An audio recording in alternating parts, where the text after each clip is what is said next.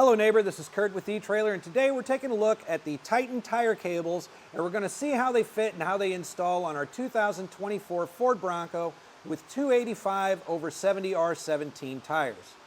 Now, tire cables and tire chains are an excellent way to get that traction that you need in snow, ice, or even in mud. Tire cables like this are going to be made for more of a light snow and ice type of application. And they're also really handy because of how lightweight and compact they are. They're also really handy if you're going through one of those areas where there's stretches of road that require you to have tire chains in the car. These are made in a ladder style, meaning that they're just going to go straight across. That's excellent for that forward and backward traction. And these have these low carbon steel rollers going across a cable here. So it's going to provide a little bit of a smoother ride than typical tire chains would. These are Class S compatible, making them a low profile chain, which is what's recommended on the Bronco as well as being on the rear tire.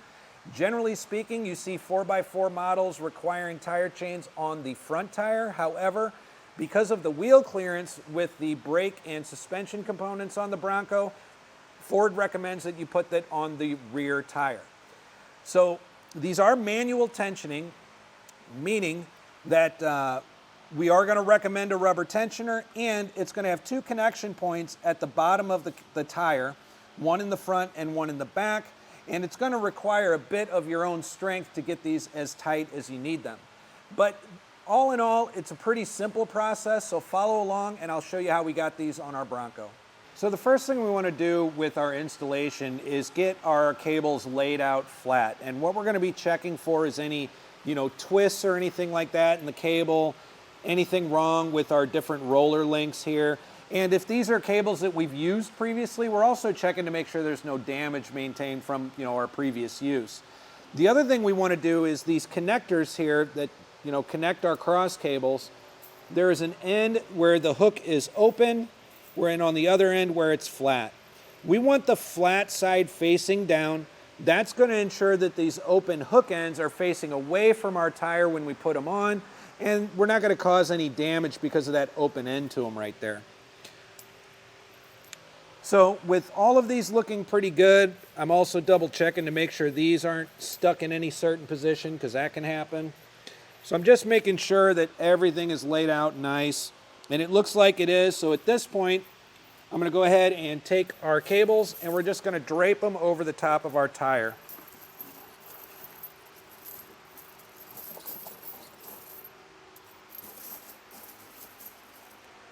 And once I get it to where it's pretty even, to where this cable is kind of even on both sides, I'm going to go ahead and take a look at it.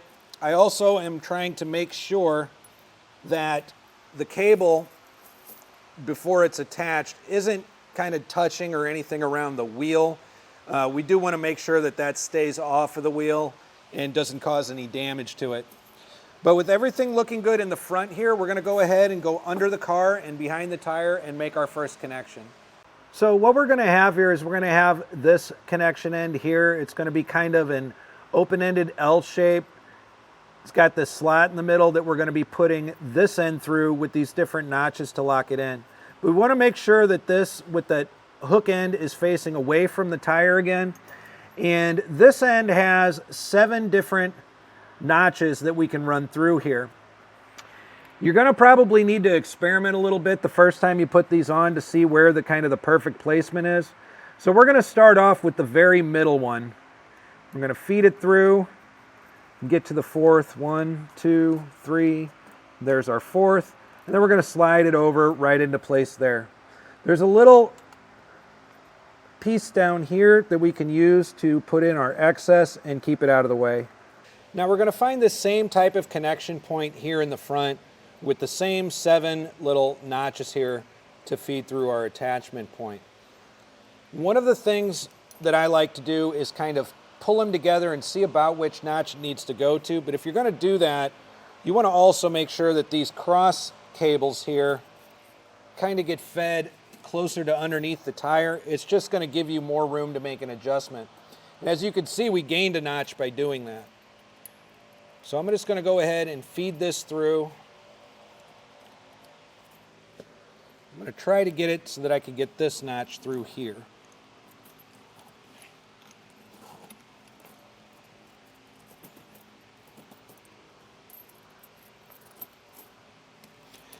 I'm really trying to get this as tight as I possibly can by hand. Okay, so with that gone through, we're going to go ahead and feed our excess through here. I think we've got some pretty good tension. I don't think I can get it to this notch here just manually by hand. So we're going to put it through right here for now, and we're going to grab our rubber tensioners. So anytime I'm using a manual tension tire chain or tire cable like this, I always recommend that you also pick up a rubber tensioner. This is going to go on here attached to this cable in a star pattern, and what it's going to do is provide constant tension to it. So I'm going to go ahead and start getting this on. I want to avoid anything around this connection here. So I'm going to start right here on the outside, and I'm going to put this on with the hook end facing out, and then I'm going to go directly opposite of it.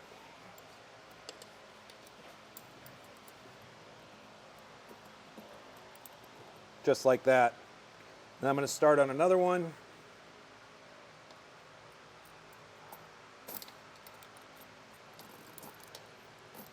I'm going to go opposite of that.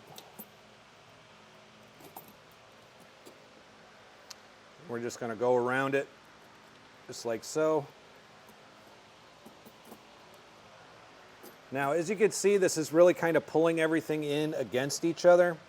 It still feels like it's a little bit loose, but anytime you have a manual tension tire chain or tire cable, after you initially put it on, you want to roll it forward a few feet and then roll it back a few feet. And the reason for that is because of the way this connects, there's a really wide space down here under the tire that we can't get any of these cross cables through. As you roll forward and roll back, these rollers are going to adjust and kind of space themselves out. And you'll probably end up with one of these underneath here as well. Once that happens, you're probably going to be able to go in and tighten up either the back end or the front end, maybe both. But you're going to want to make those adjustments until everything is on here as tight as possible before heading down the road. It's also a good idea on a manual tension chain like this to pull over every couple of miles and just take a look at it to make sure it's not slipping out of place. But all in all, this is really a pretty simple installation.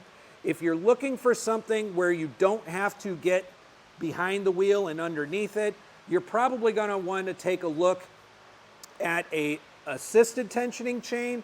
Those are something that you could put on everywhere from the front. Any adjustments are made automatically as you go up and down the road, so you don't have that constant checking on them either. So that's just a quick look at the installation of these Titan tire cables on our 2024 Ford Bronco.